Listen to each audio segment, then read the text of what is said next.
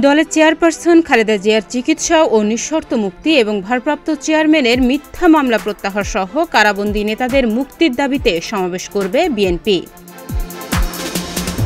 শুক্রবার বিকেল ৩টায় রাজধানীর নয়াপল্টনে বিএনপির কেন্দ্রীয় কার্যালয়ের সামনে এ সমাবেশ অনুষ্ঠিত হবে। বিএনপি চেয়ারপারসনের মিডিয়া উইংয়ের সদস্য শামসুদ্দিন দিদার বিষয়টি নিশ্চিত করেছেন। তিনি জানান, সমাবেশে প্রধান অতিথি হিসেবে বক্তব্য রাখবেন দলের স্থায়ী কমিটির সদস্য বাবু গয়েশ্বর চন্দ্র রায়।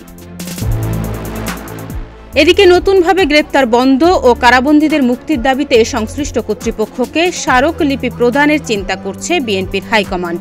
গত বুধবার রাতে দলের স্থায়ী কমিটির সভায় এ বিষয়সহ একাধিক ইস্যুতে আলোচনা হয়েছে। বৃহস্পতিবার ১৯টি শর্তে নয়াপল্টনে বিএনপিকে সমাবেশ করার অনুমতি দিয়েছে ঢাকা মহানগর পুলিশ, যেখানে বলা হয়েছে এই অনুমতিপত্র স্থান ব্যবহারের অনুমতি নয়। স্থান ব্যবহারের জন্য সংশ্লিষ্ট কর্তৃপক্ষের নিকট থেকে অনুমোদন নিতে হবে। স্থান ব্যবহারের অনুমতিপত্রে উল্লেখিত শর্তাবলী যথাযথভাবে পালন করতে হবে। অনুমোদিত স্থানের মধ্যেই সমাবেশের যাবতীয় কার্যক্রম সীমাবদ্ধ রাখতে হবে। নিরাপত্তার জন্য নিজস্ব ব্যবস্থাপনায় পর্যাপ্ত সংখ্যক স্বেচ্ছাসেবক নিয়োগ করতে হবে। অনুমোদিত স্থানের বাইরে বা সড়কের পাশে মাইক, সাউন্ড বক্স ব্যবহার করা যাবে না। অনুমোদিত স্থানের বাইরে বা সড়কের পাশে প্রজেক্টর স্থাপন করা যাবে না। অনুমোদিত স্থানের বাইরে রাস্তায় বা ফুটপাতে কোথাও লোক সমাবেশ হওয়া যাবে না।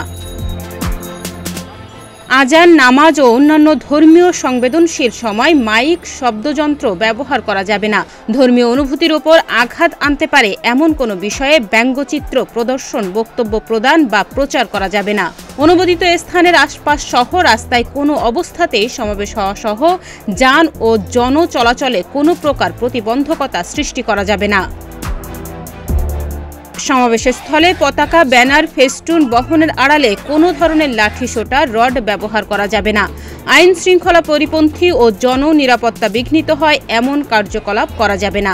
রাষ্ট্রবিরোধী কোনো কার্যকলাপ ও বক্তব্য প্রদান করা যাবে না। উস্কানিমূলক কোনো বক্তব্য প্রদান বা প্রচারপত্র বিলি করা যাবে না।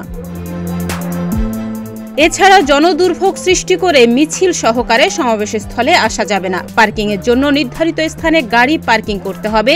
মূল সড়কে কোনো গাড়ি পার্কিং করা যাবে না। সমাবেশের স্থলে আইন শৃঙ্খলা পরিস্থিতি অবনতি হলে আয়োজনকারী কর্তৃপক্ষ দায়ী থাকবে। উল্লেখিত শর্তাবলী যথাযথভাবে পালন না করলে তাৎক্ষণিকভাবে এই অনুমতির আদেশ বাতিল বলে গণ্য হবে। জনস্বার্থে কর্তৃপক্ষ কোনো কারণ দর্শানো ব্যতি রেখে এই অনুমতি আদেশ বাতিল করার ক্ষমতা সংরক্ষণ করেন। ডেস্ক রিপোর্ট, প্রতিদিনের বাংলাদেশ।